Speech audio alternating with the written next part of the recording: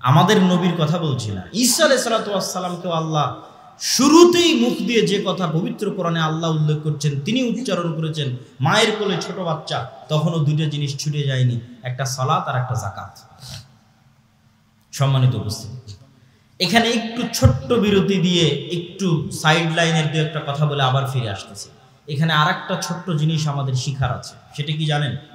সেটা হচ্ছে আজকের ইউরোপ এবং আজকের আমেরিকা, এখনো, অতীতে তো আরো বেশি ছিল এই রেসিজম, বর্ণবাদ, কালার, গায়ের রঙের উপর যে বর্ণবাদ প্রতিষ্ঠিত হয়েছে, যে রেসিজম প্রতিষ্ঠিত হয়েছে, এটা এখনো প্রকাশ্যে মাঝে মধ্যেও দেখা যায়, অন্তরে প্রায় সবাই লালন করে। যখন উঠা বসা করবেন, সাক্ষাৎ করবেন, কথা বলবেন, তখন সেটা বুঝতে পারবেন। আর অতীতে তো আরো বেশি ছিল, কালো, নিগ্রো, আফ্রিকানদের তারা গোলাম হিসেবে ব্যবহার করেছে, যুগের পর যুগ, কালের পর কাল, শুধু গায়ের চামড়া কালো হওয়ার কারণে। তো এখান থেকে শিক্ষণীয় কি? ঈসা আলাইহিস সালাতু ওয়াস সালামের জন্ম ইউরোপে হচ্ছে না আমেরিকায় হচ্ছে? ঈসা আলাইহিস সালাতু ওয়াস সালামের জন্ম ইউরোপের কোন রাষ্ট্রে হচ্ছে আর আমেরিকার কোন রাজ্যে হচ্ছে? ঈসা আলাইহিস সালাতু ওয়াস সালামের জন্ম হচ্ছে আরব ভূমি ফিলিস্তিনের জেরুজালেম শহরে। তাহলে ঈসা আলাইহিস সালাতু ওয়াস সালামের গায়ের রং ইউরোপিয়ান আমেরিকানদের মতো? কথা বলেন, ইউরোপিয়ান আমেরিকানদের মতো না।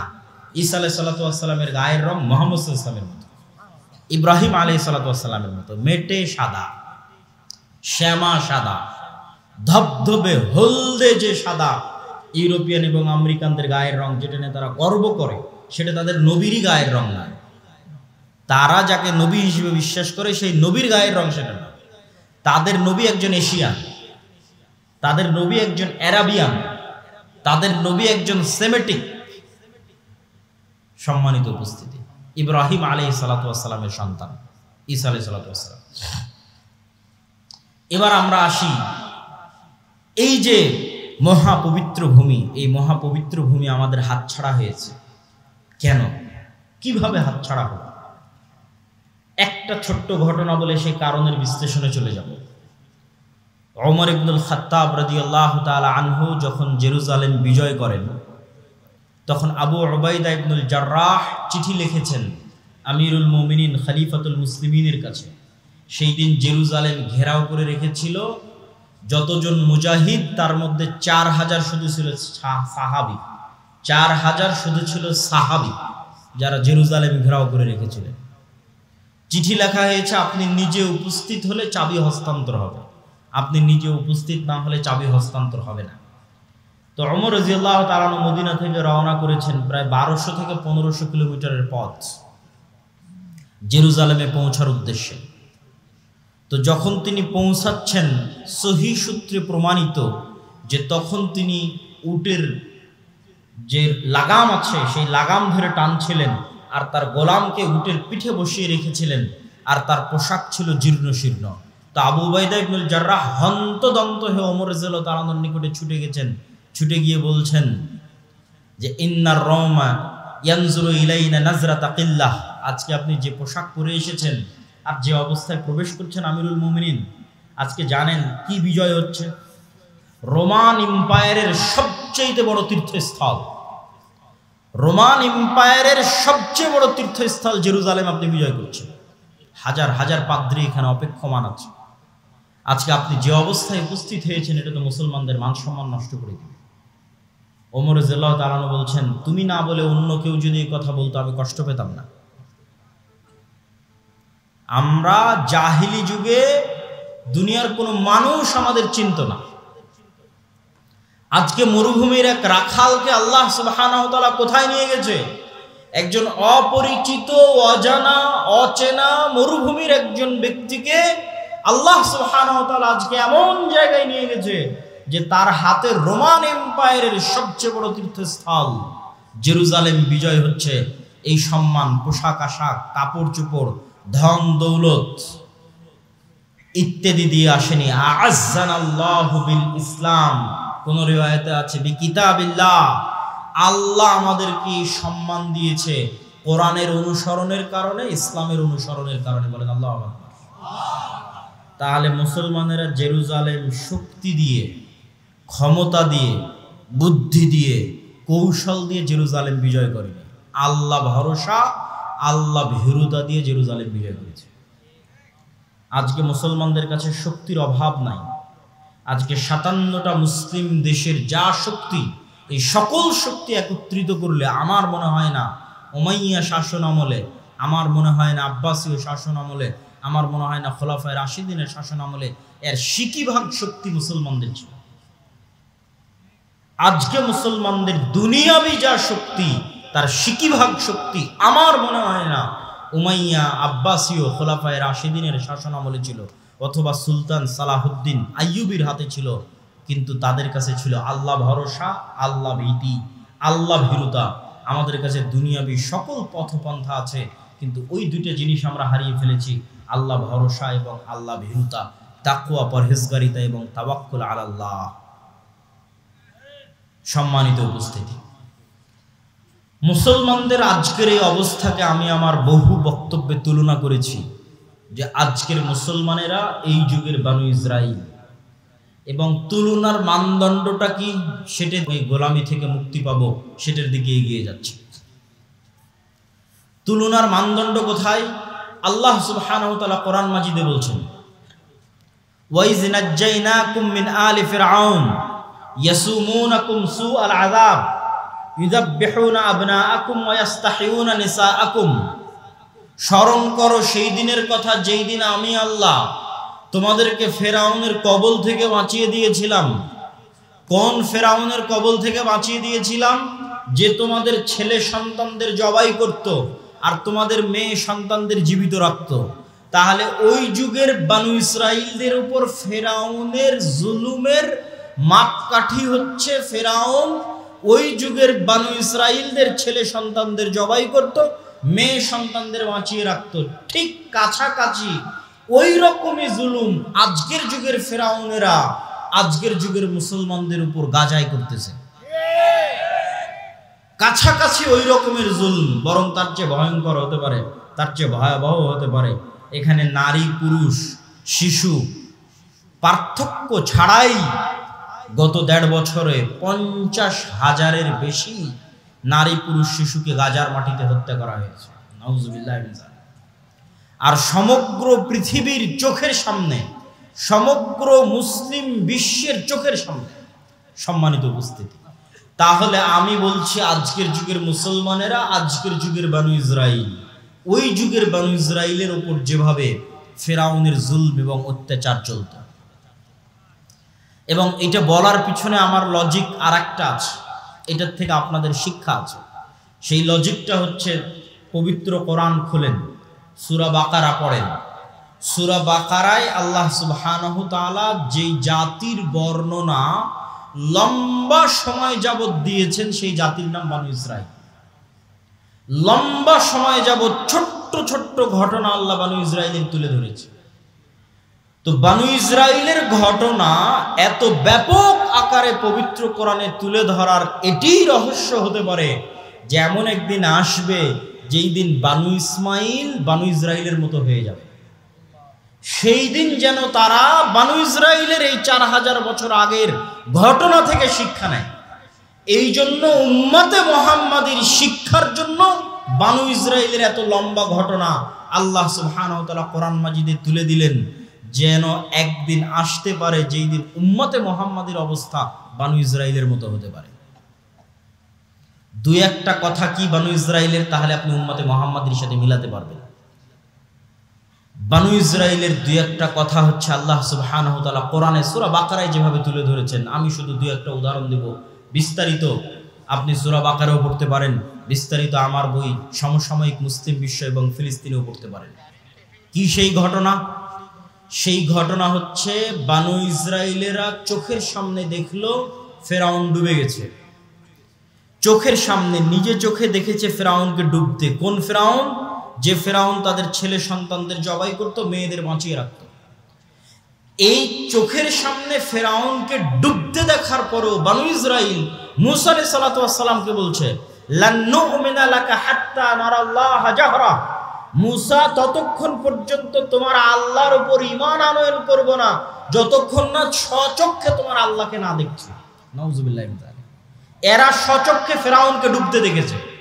ফেরাউনকে স্বচক্ষে ডুবতে দেখার পর নবীকে বলছে, তোমার তাওরাত বিশ্বাস করি না, তোমার আল্লাহর কথা বিশ্বাস করি না, স্বচক্ষে যতক্ষণ আল্লাহকে না দেখব।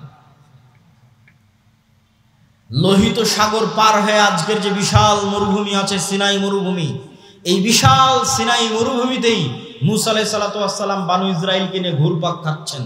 তো একদিকে লোহিত সাগরের লবণাক্ত পানি, আর মরুভূমিতে পানি আসবে কোথায় থেকে? ওয়াইজ ইসতাসকা মুসা লিকওমিহি ফাকুল নাযরিব বিআসাকাল হাজার ফানফাজারাত মিনহু ইসনাতা আশারাতা আইনা। যখন মুসার কওম মুসাকে বলল পানির ব্যবস্থা করে দাও, তখন আমি মুসাকে বললাম, মুসা লাঠি দিয়ে পাথরে আঘাত করো। মুসা আলাইহিস সালাতু ওয়াস সালাম লাঠি দিয়ে পাথরে আঘাত করলেন। তখন বানু ইসরাইলের জন্য 12টা ঝর্ণা তৈরি হলো। 12টা ঝর্ণা কেন, কে বলতে পারবে? ইয়াকুব আলাইহিস সালাতু ওয়াস সালামের 12 সন্তানের জন্য, ইউসুফ আলাইহিস সালাতু ওয়াস সালামের সহ 12 ভাইয়ের জন্য। মানে ঘটনার ধারা হয়তো মিলাতে পারেন না, আমি সুন্দর করে মিলিয়ে দিই। ইব্রাহিম আলাইহিস সালাতু ওয়াস সালামের সন্তান ইসহাক, ইসহাক আলাইহিস সালাতু ওয়াস সালামের সন্তান ইয়াকুব, ইয়াকুব আলাইহিস সালাতু ওয়াস সালামের সন্তান ইউসুফ। এত দূর পর্যন্ত সবাই জেরুজালেমে আছে, মানে ফিলিস্তিনে আছে, আজকের মসজিদে আকসা এবং তার আশেপাশে আছে। ইউসুফ আলাইহিস সালাম কুয়াতে ভাইয়েরা ফেলে দিল, মিশরের বাজারে বিক্রি হয়ে গেলেন। তারপরে ইউসুফ আলাইহিস সালাম যখন বাপের সাথে মিলিত হয়ে গেলেন, তখন পুরো বংশ জেরুজালেম ফিলিস্তিন থেকে কোথায় চলে গেল? মিশরে চলে গেল। ইউসুফ আলাইহিস সালাতু ওয়াস সালামের 400 বছর পর মিশরে মুসা আলাইহিস সালাম আসতেছে। ইউসুফ আলাইহিস সালাতু ওয়াস সালামের 350-400 বছর পর ইউসুফ আলাইহিস সালামের ভাইদের বংশেই, ইয়াকুব আলাইহিস সালাতু ওয়াস সালামের সন্তানদের বংশেই 400 বছরে বংশ এত বড় হয়ে গেছে। 12 ভাইয়ের সন্তান, সন্তান তার সন্তান, তার সন্তান, তার সন্তান, সব নবীর সন্তান। যারা বলতেছে যে আল্লাহকে না দেখা পর্যন্ত ঈমান আনয়ন করব না, এরা ইব্রাহিম আলাইহিস সালাতু ওয়াস সালামের সন্তান, এরা ইউসুফ আলাইহিস সালাতু ওয়াস সালাম এবং তার ভাইদের সন্তান 400 বছর পর। যারা বলতেছে তোমার আল্লাহকে বলো যে পানির ব্যবস্থা করে দিতে, তখন আল্লাহ মুসা আলাইহিস সালাতু ওয়াস সালামকে বললেন লাঠি দিয়ে পাথরে আঘাত করো। তো 12টা ঝর্ণা তৈরি হলো। 12টা ঝর্ণা কাদের সম্মানে? 12 ভাইয়ের, 12 গোত্রের, 12 বংশের সম্মানে।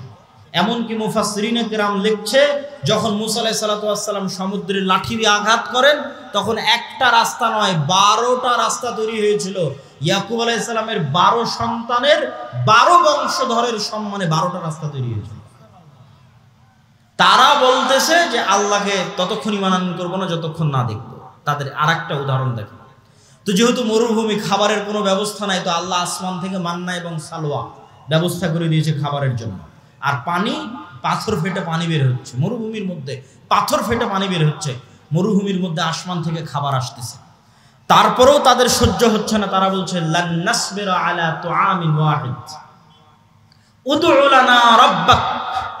মুসা, এক খাবার, এই সকাল সন্ধ্যা একই মান্না সালোয়া, আর সকাল সন্ধ্যা পানি আর মান্না সালোয়া। মান্না সালোয়ার বিবরণ পড়তে গেলে আপনারা আশ্চর্য হবেন। আজকের পৃথিবীর সবচেয়ে দামি মাশরুম, যেটা কেজি বাংলাদেশি টাকায় 4 থেকে 5 লক্ষ টাকা, আজকের বাংলাদেশি টাকায় পৃথিবীর যেটা সবচেয়ে দামি মাশরুম, বিশেষ সময়ে বিশেষ কালে উৎপাদিত হয়, সেই মাশরুম আর বিশেষ এক পাখির গোস্ত হচ্ছে মান্না সালোয়া, যার 1 কেজির দাম বাংলা টাকায় 4 থেকে 5 লক্ষ টাকা। সেটা তাদেরকে জান্নাত থেকে দেওয়া হতো। তখন তারা বলছে লান নাসবিরা আলা তুআমিন ওয়াহিদিন, এক খাবার ভালো লাগে না, তোমার আল্লাহকে বলো এই মাটি থেকে আদা, রসুন, পেঁয়াজ, চাল, গম, ডাল ইত্যাদি উৎপাদন করে দিতে। তখন আল্লাহ সুবহানাহু ওয়া তাআলা বলছেন ঠিক আছে, এগুলো উৎপাদন করার জন্য তো শস্য, সবুজ শ্যামল জমি লাগবে। আছে আজও ফিলিস্তিন শস্য শ্যামল সবুজ জমি, প্রচুর পরিমাণে জাইতুন উৎপাদন হয় আজও ফিলিস্তিনে, তিন উৎপাদন হয় প্রচুর পরিমাণে। তো সেই জমি আল্লাহর মুকাদ্দাসা, পবিত্র ভূমি। কোন পবিত্র ভূমি? 400 বছর আগে এই পবিত্র ভূমিতে তোমাদের বাপদাদা ইয়াকুব, ইসহাক, ইব্রাহিম বসবাস করত। কিন্তু ইউসুফ আলাইহিস সালাতু ওয়াস সালামের কারণে তোমরা মিশরে চলে এসেছিলে। তার 400 বছর পর আজকে তোমরা এখানে। তো এই মাটি তোমাদের, তোমরা এখন সেই মাটি বিজয়ের জন্য যুদ্ধ অবতীর্ণ হও। তখন এরা সব নবীর সন্তান, তারা বলতেছে মুসা আলাইহিস সালামকে, ইজহাব আনতা ওয়া রাব্বুকা ফাকাতিলা, মুসা তুমি আর তোমার আল্লাহ গিয়ে যুদ্ধ করো। নাউজুবিল্লাহ। তাহলে খালি বানু ইসরাইলের দুই একটা ঘটনার উদাহরণ দিলাম, যার যে ঘটনাগুলো আল্লাহ কোরআনে বলেছেন সূরা বাকারাতে, আমি দুই একটা করে আয়াত পড়েছি আর সেখান থেকে অনুবাদ করেছি। তাহলে এবার বলেন তো, নবীদের সন্তানেরা 400 বছরে এতটা সংকীর্ণ মনা, এতটা ন্যারো মাইন্ডেড, এতটা আত্মমর্যাদাহীন, এতটা আত্মসম্মানহীন, এতটা গোলামের স্বভাবে কিভাবে তাদের চরিত্র পরিবর্তন হয়ে গেল। আমি যখন প্রথম ইউরোপ যাই তখন মূলত আমি এই হিসাবটা মিলাতে পেরেছি।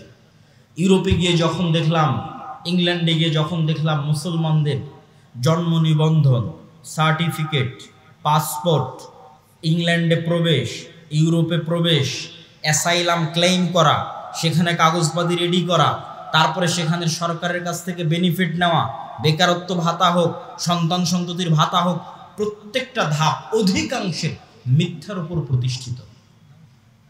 মুসলমানদের ভারত, পাকিস্তান, বাংলাদেশ থেকে যে মুসলমানেরা গেছে তারা ইংল্যান্ডে, আর আফ্রিকা থেকে যে মুসলমানেরা গেছে স্পেন, ফ্রান্স এবং ইতালিতে, তাদের মিথ্যা, তাদের ধোঁকা, তাদের চুরি, তাদের দুর্নীতি ভারত পাকিস্তানের মুসলমানদের চাইতে আরো খারাপ, আরো নিম্ন স্তরের।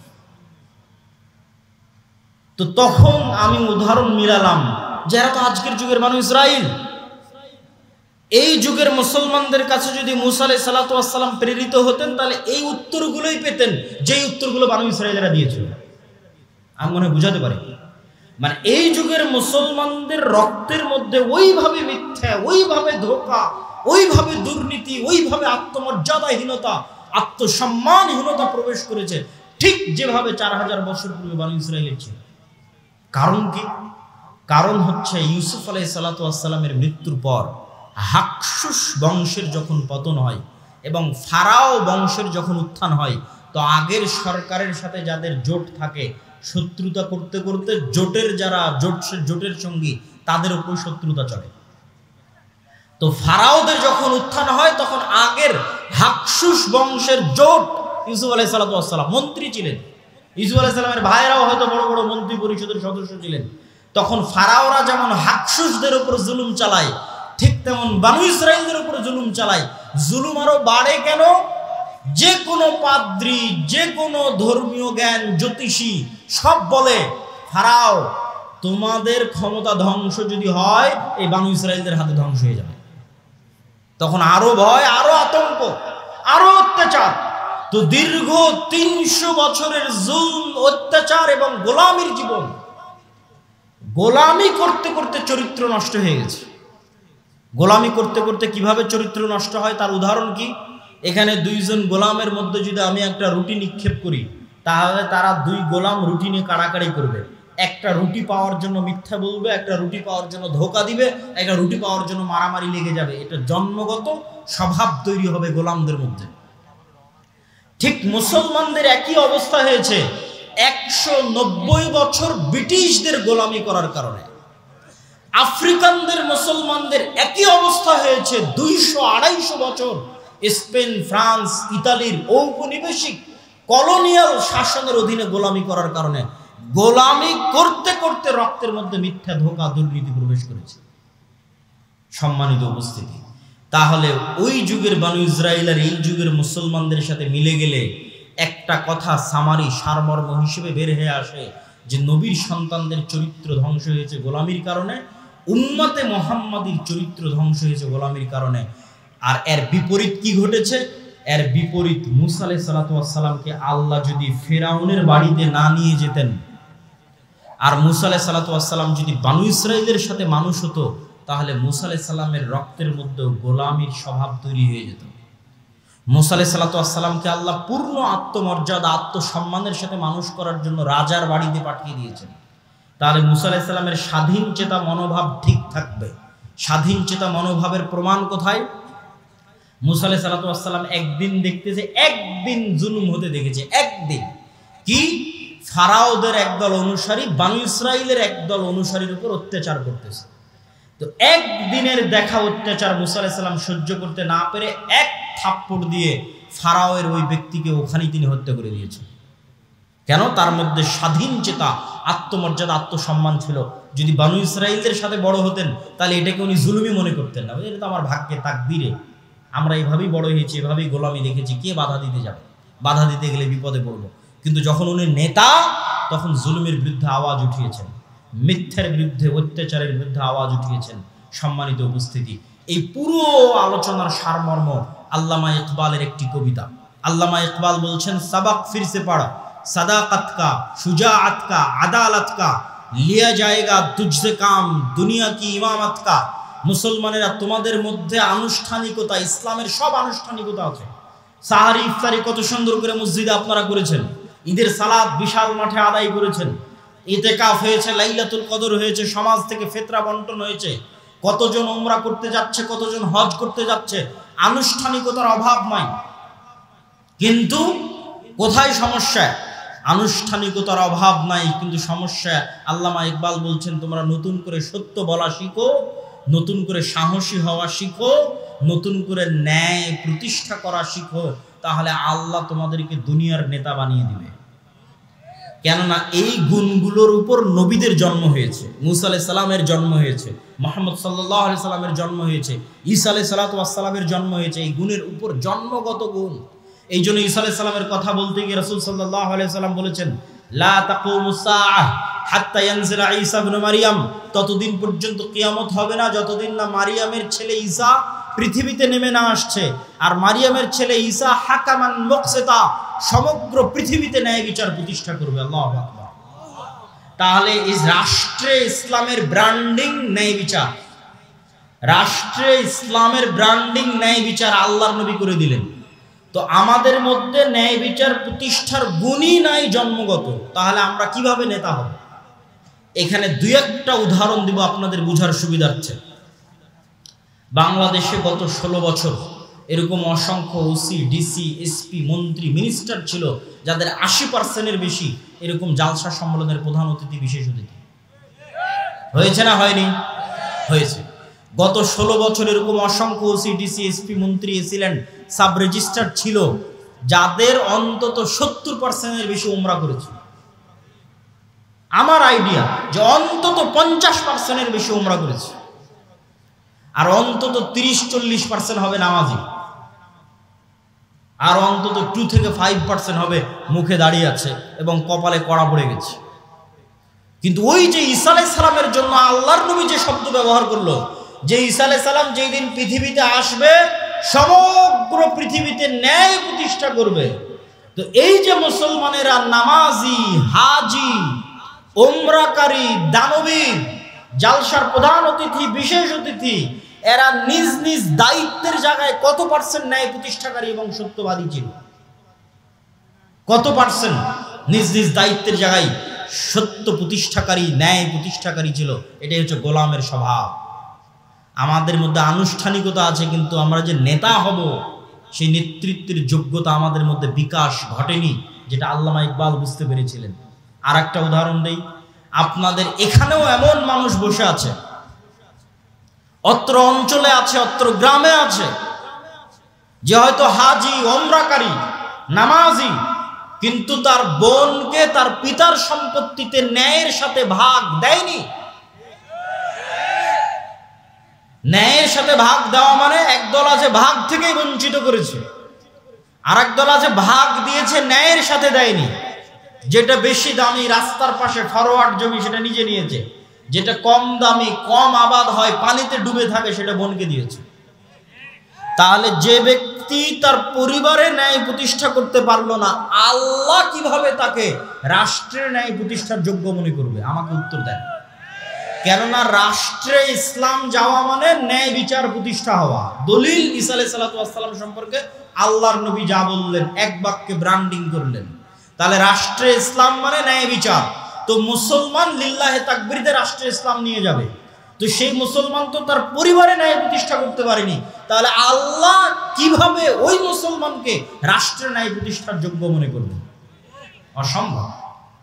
বরং ওই মুসলমানকে যদি রাষ্ট্রের দায়িত্ব দেওয়া হয়, গত 16 বছর যা দুর্নীতি হয়েছে ওই বেটা তার চেয়ে বেশি দুর্নীতি করবে। কেননা সে যদি তার বোনের সাথে দুর্নীতি করতে পারে, 16 কোটি মানুষের সাথে করতে পারে না? সম্মানিত উপস্থিতি, ঠিক আপনাদের অঞ্চলে আর একটা বড় অন্যায়, মানুষের সাথে অন্যায় প্রচলিত আছে, সেটা যে ডিমান্ডের ভিত্তিতে, যৌতুকের ভিত্তিতে বিবাহ। নামাজি, হাজি, ওমরাকারী, মাদ্রাসা মসজিদ কমিটির মেম্বার, কিন্তু ছেলেকে বিবাহ দেওয়ার ক্ষেত্রে ডিমান্ড এবং যৌতুকের অভাব নাই। তাহলে সে ওই মেয়ে এবং মেয়ের পরিবারের উপর ন্যায় প্রতিষ্ঠা করতে পারেনি। তো যে তার বৌমা এবং বৌমায়ের পরিবারের উপর ন্যায় প্রতিষ্ঠা করতে পারেনি, তাকে আল্লাহ রাষ্ট্রে ন্যায় প্রতিষ্ঠার যোগ্য মনে করবে? অসম্ভব, ইম্পসিবল। এটা গেল সাধারণ জনগণের কথা। আর প্রথমে গেল যারা রাষ্ট্রের বিভিন্ন দায়িত্বে আছে তাদের কথা। এবার আসেন আলেম ওলামাদের কথা। মসজিদ, মাদ্রাসা, ইসলামী দল, ইসলামী সংগঠন, সব জায়গায় ইসলামের বাহ্যিক আনুষ্ঠানিকতা বিরাজমান আছে। দাড়ি, টুপি, সালাত, সিয়াম, হজ, যাকাত সবকিছু আছে। কিন্তু আপনি আশ্চর্য হবেন যে ন্যায় কতটুকু আছে সেটা যদি খুঁজতে যান, পার্সেন্টেজে মিলবে না। দেখবেন যে ইসলামী দলের আমির তার ওই কর্মীকেই ছাঁটাই করে দিয়েছে যেই কর্মী বেশি পরিশ্রম করে, আর ওই কর্মীকে পদ দিয়ে দিয়েছে যে বেশি চামচামি করে। তার মানে সে তার দলে ন্যায় প্রতিষ্ঠা করতে পারে। এবং যেখানে যত মসজিদ, মাদ্রাসা, দলে গন্ডগোল আছে, আহলে হাদিস হোক, হানাফি হোক, মাযহাব মাসলাক নির্বিশেষে যেখানেই দেখবেন গন্ডগোল আছে, ওখানে যে বুঝবেন এখানে ন্যায় পরায়ণতার অভাব আছে। আলেম হতে পারে, হাজি হতে পারে, কিন্তু ন্যায় প্রতিষ্ঠা করতে পারেনি। হয় আমির না হয় কর্মী, দুই দলের যে কোনো এক দল ন্যায় প্রতিষ্ঠা করতে পারেনি। সম্মানিত উপস্থিতি, আর যতক্ষণ ন্যায় প্রতিষ্ঠাকারী, সত্য প্রতিষ্ঠাকারী না হবে, ততক্ষণ আল্লাহর দৃষ্টিতে নেতা হিসেবে যোগ্য বলে বিবেচিত হবে না। তো আল্লাহর দৃষ্টিতে নেতা হিসেবে যোগ্য বলে বিবেচিত হলে আল্লাহ রাষ্ট্র ক্ষমতার দায়িত্ব দেবে। এই জন্য আমি উদাত্ত আহ্বান জানাবো যে আজকের এই আলোচনা থেকে আমরা এতটুকু কি শিক্ষা গ্রহণ করতে পারি না যে আমাদেরকে সত্যবাদী এবং ন্যায় প্রতিষ্ঠাকারী হতে হবে? পারি না? একটা হাদিস আপনাদের সামনে পেশ করি। সাবআতু ইদুল্লুহুমুল্লাহ ইয়াওমা লা দিল্লা ইল্লা দিল্লুহ। 7 শ্রেণীর মানুষকে কিয়ামতের মাঠে আল্লাহ বিশেষ ছায়া দিবেন। তো এই বিশেষ ছায়া দেওয়ার যে 7 শ্রেণীর লিস্ট আছে, এই লিস্টের 1 নম্বরে তাহাজ্জুদ গুজারকে, নফল সিয়াম পালনকারীকে, দানবীরকে, মসজিদে জামাতে সালাত আদায়কারীকে, সকলকে অতিক্রম করে 1 নম্বরে পৌঁছে গেছে ন্যায় প্রতিষ্ঠাকারী, দায়িত্বশীল। কেন? ইমামুন আদিল। কেন? ন্যায় প্রতিষ্ঠা করা আল্লাহর সবচেয়ে বড় গুণ। বলেন আল্লাহু আকবার। আল্লাহ বলছেন আমি আদিল, আমি ন্যায় পরায়ণ, ন্যায় প্রতিষ্ঠাকারী। হারামতু যুলমা আলাইয়া, আমার উপর জুলম করাকে আমি হারাম করে নিয়েছি। পৃথিবীর মানুষ যদি কোথাও ন্যায় বিচার না পায়, তাহলে আমি আল্লাহ কিয়ামতের মাঠে ন্যায় বিচার বুঝিয়ে দেব।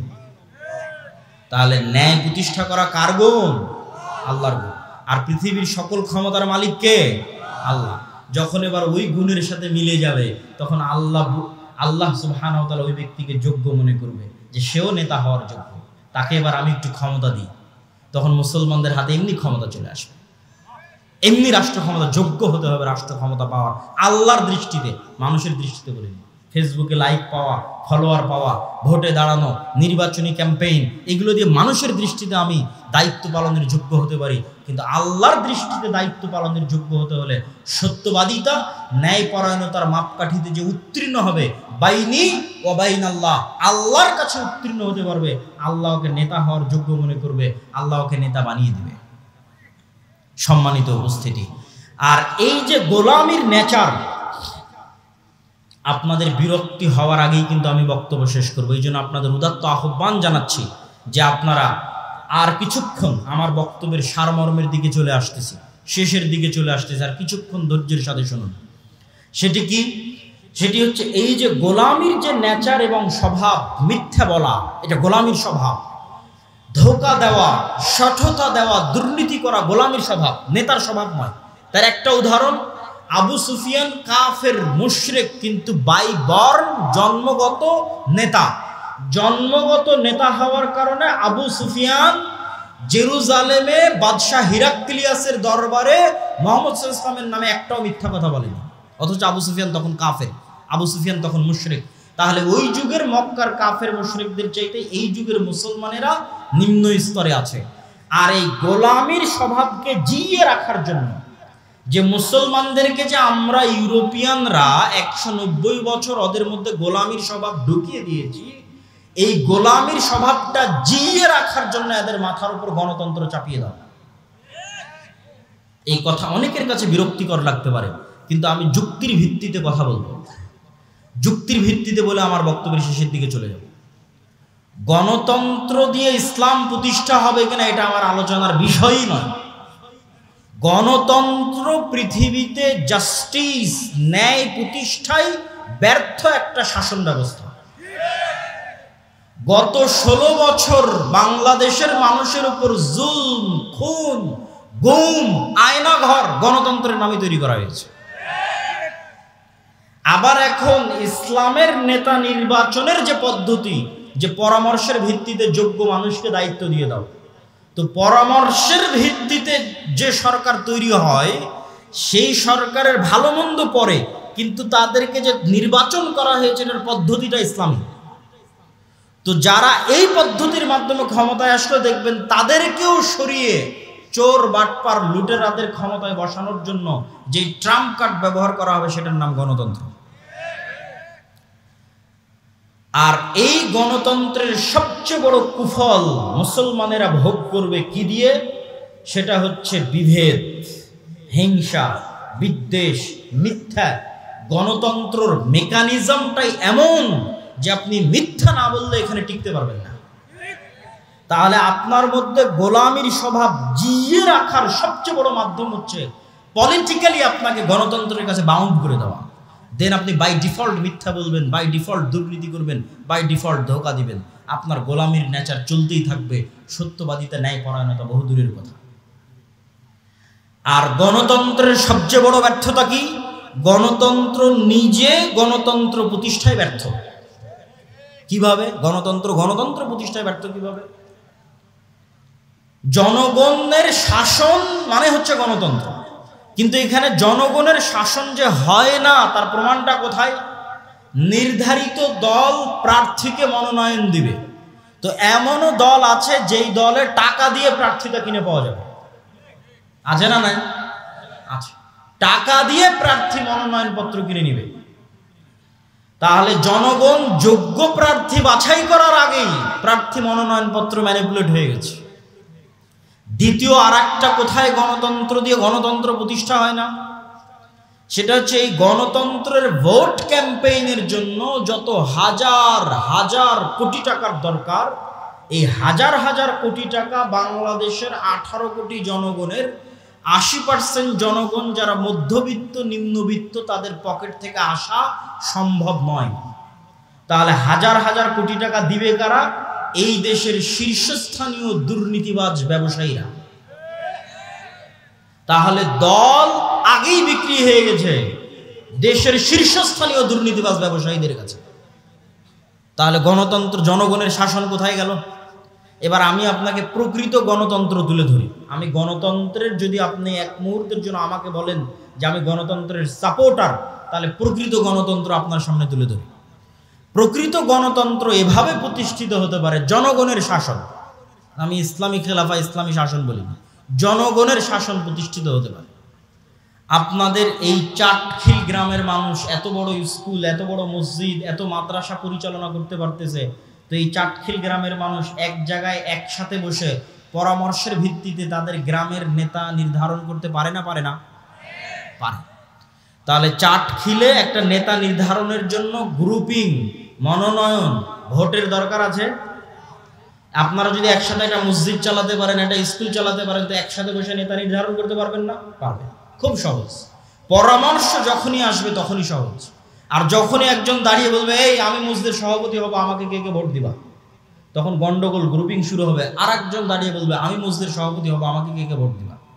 আর যখনই দুই গ্রুপ হয়ে যাবে এবং দাঁড়িয়ে যাবে, তখন এবার টাকা দিয়ে ভোট কেনা শুরু হবে। তো যখন টাকার ভিত্তিতে ভোট বিক্রি হবে, তখন সত্য ন্যায় থাকলো না মিথ্যুক ধোঁকাবাজে পরিণত হলো? মিথ্যুক ধোঁকাবাজে পরিণত হলো। আমি রূপগঞ্জে দেখেছি এবারের নির্বাচনের সময় রূপগঞ্জে যে প্রত্যেকটা মানুষ টাকার কাছে ভোট বিক্রি করে দিচ্ছে এবং সব প্রার্থীকে বলতেছে আমি আপনাকে ভোট দেব। তখন আমি আরেকবার রিয়েলাইজ করলাম এরা তো সব বানু ইসরাইল এবং গণতন্ত্র এদেরকে বানু ইসরাইল বানাচ্ছে। শতভাগ মিথ্যুক শতভাগ দুর্নীতিবাজ একটা কওম তৈরি হচ্ছে। তাহলে শতভাগ মিথ্যুক শতভাগ দুর্নীতিবাজ একটা কওম কিভাবে কল্পনা করতে পারে আল্লাহ তাদেরকে ইসলাম প্রতিষ্ঠার জন্য মনোনীত করবে? নাউজুবিল্লাহ মিন যালিক। কেমনে কল্পনা করতে পারে যে আল্লাহ তাদেরকে ইসলাম প্রতিষ্ঠার জন্য মনোনীত করবে? কেমনে? অসম্ভব, ইম্পসিবল। পৃথিবী উল্টে গেলে অসম্ভব, এটা হবে না। তাহলে একটা ছোট্ট একটা গ্রামের একটা নেতা নির্ধারণের জন্য গ্রুপিং এর দরকার নাই, মনোনয়নের দরকার নাই, কিচ্ছুর দরকার নাই। একসাথে গ্রামবাসী বসে তার নেতা নির্ধারণ করতে পারে। সব একটা ইউনিয়নের সব গ্রামের নেতা একত্রিত হয়ে তার ইউনিয়নের নেতা নির্ধারণ করতে পারে। সব ইউনিয়নের নেতা একত্রিত হয়ে তার উপজেলা, উপজেলা একত্রিত হয়ে তার জেলা, জেলা একত্রিত হয়ে তার দেশ। নিচ থেকে যখন উঠে আসবে তখন গণতন্ত্র, উপর থেকে যখন চাপিয়ে দেওয়া হবে তখন এলিট ক্লাস দুর্নীতিবাজ ব্যবসায়ীদের শাসন প্রতিষ্ঠা হবে। এটা বাস্তবতা, এটা হিস্ট্রি, এটা হচ্ছে এস্টাবলিশ ট্রুথ, সত্য। সম্মানিত উপস্থিতি, তাহলে মুসলমানদের এই যে মিথ্যার কালচার, দুর্নীতির কালচার, এটা থেকে বের হয়ে আসা একটা পলিটিক্যাল উপায় হচ্ছে গণতন্ত্র থেকে বের হয়ে আসা। লাগবে আমার আইপ্যাড লাগবে, আমার পাকা মাটির বাড়ি ভেঙে পাকা বাড়ি তৈরি করা লাগবে, এই বিলাসিতার জন্য লোন নিবে। এটা সুদমুক্ত লোনের কথা বলছি, সুদযুক্ত না। বিলাসী পণ্যের জন্য স্বাভাবিক সুদমুক্ত কর্জ নিবের প্রমাণ আমি কোরআন হাদিসে খুঁজে পাইনি। মানুষ কর্জ নিতে পারে যখন বিপদে, সংসার চলে না, মারা যাচ্ছে, অপারেশন হচ্ছে, তখন কর্জ নিতে পারে। গেল 1 নাম্বার পয়েন্ট। 2 নাম্বার পয়েন্ট হচ্ছে আল্লাহ সুবহানাহু ওয়া তাআলা রাসূল সাল্লাল্লাহু আলাইহি ওয়াসাল্লামকে শিখিয়ে দিয়েছেন সব সালাতে সব দোয়ায় কর্জ থেকে বাঁচতে চাও। আল্লাহুম্মা নাউযু বিকা মিনাল মা'সামি ওয়াল মাগরাম, আল্লাহ লোন থেকে বাঁচতে চাই। তো সাহাবীরা আল্লাহর নবীকে জিজ্ঞেস করছে এত কেন কর্জ লোন থেকে বাঁচতে চান? তখন রাসূলুল্লাহ সাল্লাল্লাহু আলাইহি ওয়াসাল্লাম উত্তরে বলছেন মানুষ যখন কর্জ নেওয়া শুরু করে মিথ্যা বলা শুরু করে। এই যে আমার বক্তব্যের পয়েন্ট, যেটা কানেক্ট করতে চাচ্ছি, আল্লাহর নবীর হাদিস। মানুষ যখন কর্জ নেওয়া শুরু করে কি বলা শুরু করে? মিথ্যা বলা শুরু করে। তাহলে আল্লাহর নবী জানেন যে আমার উম্মত যখন মিথ্যার উপর প্রতিষ্ঠিত হবে তো নেতৃত্বের গুণ হারিয়ে যাবে। মিথ্যা তো গোলামের গুণ, স্লেভ, দাস, কৃত দাসের গুণ। তাহলে যে পরিবার ক্ষুদ্র লোন নিচ্ছে কিস্তিতে, ওর মা মিথ্যা বলছে, ওর বাপ মিথ্যা বলছে, ওর ছেলে মিথ্যা বলছে, পুরো পরিবার মিথ্যার উপর প্রতিষ্ঠিত হচ্ছে, এই পরিবারকে কিভাবে আল্লাহ চয়েস করতে পারে যে তাদেরকে দিয়ে আল্লাহ রাষ্ট্রের ইসলাম প্রতিষ্ঠা করবে? সম্ভব। এই জন্য রাসূল সাল্লাল্লাহু আলাইহি ওয়াসাল্লাম জানেন কোথায় কোথায় নেতৃত্বের গুণাবলী ধ্বংস হতে পারে। নেতৃত্বের গুণাবলী সুদে ধ্বংস হতে পারে। সুদ এমন এক ব্যবস্থা যা পৃথিবীর হিন্দু, বৌদ্ধ, ইহুদি, খ্রিস্টান, মুসলমান সবাইকে গোলাম বানাতে পারে। সম্মানিত উপস্থিতি, এই জন্য সমগ্র পৃথিবীতে অল ওয়ার্ল্ড অর্ডার, এক সিস্টেম চলতে হবে। পলিটিক্যালি ডেমোক্রেসি লাগবে, অর্থনৈতিকভাবে সুদ লাগবে। এটাই হচ্ছে জায়রিস্টদের থিওরি। পলিটিক্যালি গণতন্ত্র, অর্থনৈতিকভাবে সুদ। এই দুটার বিরুদ্ধে যেদিন মুসলমানেরা যুদ্ধ করতে পারবে, এই দুটো থেকে যেদিন মুসলমানেরা মুক্ত হয়ে যাবে, ওই দিন মুসলমানেরা গোলামির জিনজির থেকে মুক্ত হয়ে যাবে। আল্লাহ সুবহানাহু ওয়া তাআলা আমাদের কবুল করুক। আল্লাহুম্মা আমিন। ওয়া আখিরু দাওয়ানা আনিল হামদুলিল্লাহি রাব্বিল আলামিন। আসসালামু আলাইকুম ওয়া রাহমাতুল্লাহি ওয়া বারাকাতুহু।